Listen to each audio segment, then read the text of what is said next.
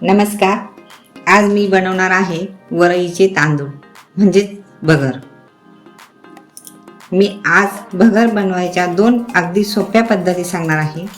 एक म्हणजे फोडणीची भगर आणि दुसरी साधी भगर. ही भगर एकादशी आणि नवरात्रामध्ये उपवासाला खास करून पसंत केली जाते. ती पचायला सोपी असते. चला तर मग सुरुवातीला आपण फोडणीची भगर कशी करायची ते बघू. प्रथम आपण साहित्य बघू. भगर 200 ग्रॅम, भाजलेले शेंगदाणे, 1 मोठा साल काढून घेतलेला बटाटा, कोथिंबीर, जिरे, हिरव्या मिरच्या, मीठ. आता आपण मिक्सरमध्ये शेंगदाणे, मिरच्या, मीठ, जिरे हे सर्व पाणी टाकून जाडसर फिरवून घेऊ. पाणी सुरुवातीला टाकू नका. अगोदर थोडं फिरवून घ्या, मग पाणी टाका. असं वाटण केल्याने भगर खायला मऊसूद आणि चवीला चांगली लागते. आता आपण कढई तापत ठेवू. त्यामध्ये भगर भाजून घेऊ. भाजून घेतल्यामुळे ती हलकी होते व मऊ सुटसुटीत होते.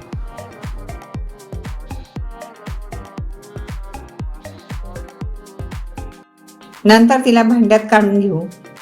5 मिनिटांनी थोडी थंड झाल्यावर ती धुवून घेऊ. महत्त्वाचे म्हणजे साबुदाणा कितीही चांगला भिजला तरी खिचडी आपल्याला व्यवस्थित चावता येत नाही. त्यामुळे पचनास त्रास होतो. त्याला भगर हा उत्तम पर्याय आहे. कढईमध्ये 2 चमचे तूप टाकू. तुम्ही शेंगदाणे तेलाचाही वापर करू शकता.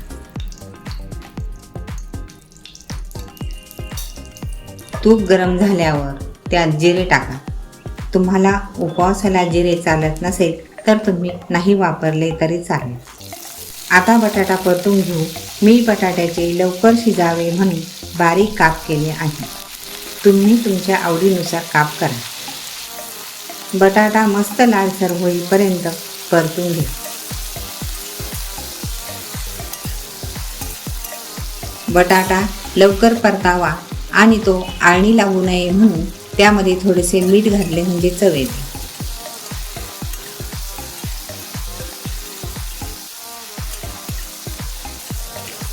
बटाटे परतले आहे. मग आता मी त्यात भगर टाकते आणि व्यवस्थित हलवून घेते.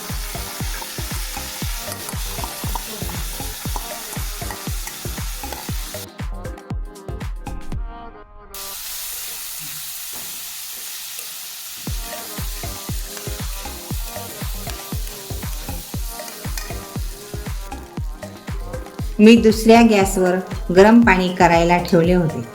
ते पाणी शेंगदाणे मिरचीचे वाटणात टाकून हलवून घ्या आणि ते पाणी भगरीत टाका. आता भगर शिजण्यासाठी आवश्यक तेवढे गरम पाणी टाका आणि ते हलवून घ्या.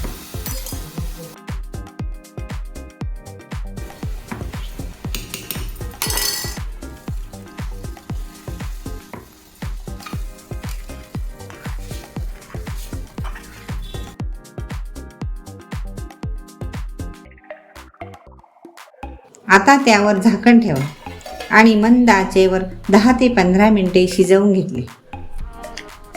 मध्ये मध्ये झाकण उघडून हलवून घेतले. त्यामुळे भगर शिजली की नाही याचा अंदाज येतो. तसेच भगर जळत नाही. तुम्हाला जर वाटलं की पाणी कमी पडलं आहे तेव्हा तुम्ही पाणी गरम करून त्यात टाकू शकता. अशी ही फोडणीची भगर तयार. बरेच जण साबुदाणा खिचडी आणि भगरमध्ये कोथिंबीर वापरत नाही, पण आमच्याकडे चालते त्यामुळे मी वापरते.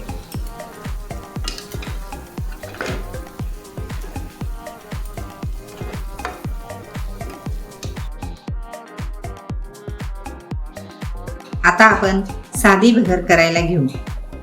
साधी भगर करण्यासाठी साहित्य बघूया. तूप, भगर आणि जिरे. प्रथम भगर धुवून घेऊ.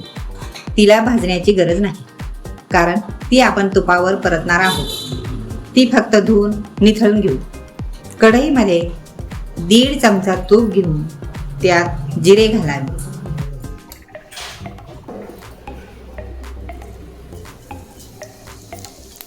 जिरे तडतडले की त्यात धुवून घेतलेले भगर टाकू व परतून घेऊ.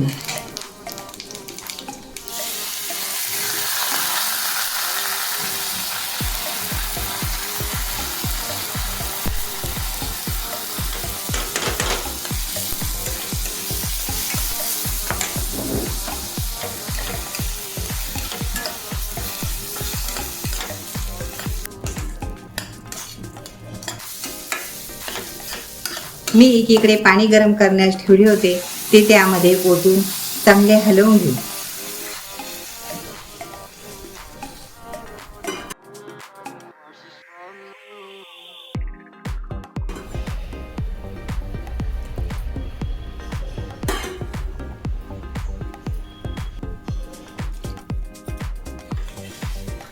त्यामध्ये चवीनुसार मीठ टाकून घेऊ आणि हलवून झाकण ठेवून घेऊ. 15 मिनिटे मंद आचेवर शिजवून घेऊ.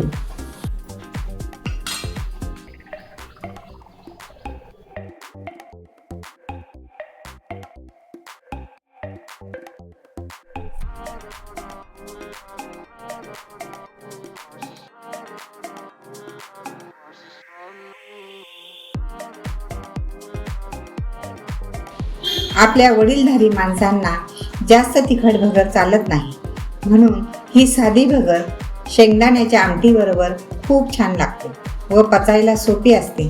दिवसभर पोट पण हलके राहते. आता आपण यासोबत खाण्यासाठी आमटी तयार करायला घेऊ. आमटीचे साहित्य: शेंगदाणे, जिरे, साखर, हिरवी मिरची आणि मीठ. सर्व साहित्य मिक्सरमध्ये बारीक करून घेऊ. लक्षात ठेवा, जाडसर ठेवू नका. बारीक वाटण करा, जेणेकरून आमटीमध्ये शेंगदाणे खाली बसणार नाही आणि आमटी चोथा पाणी होणार नाही.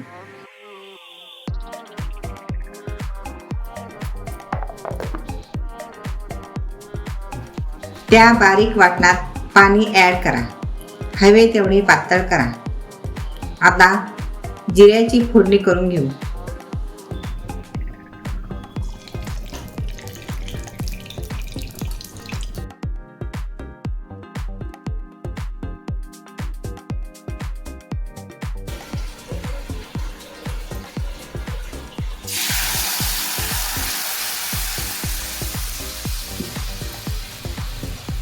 घट्ट वाटल्यास अजून पाणी टाका.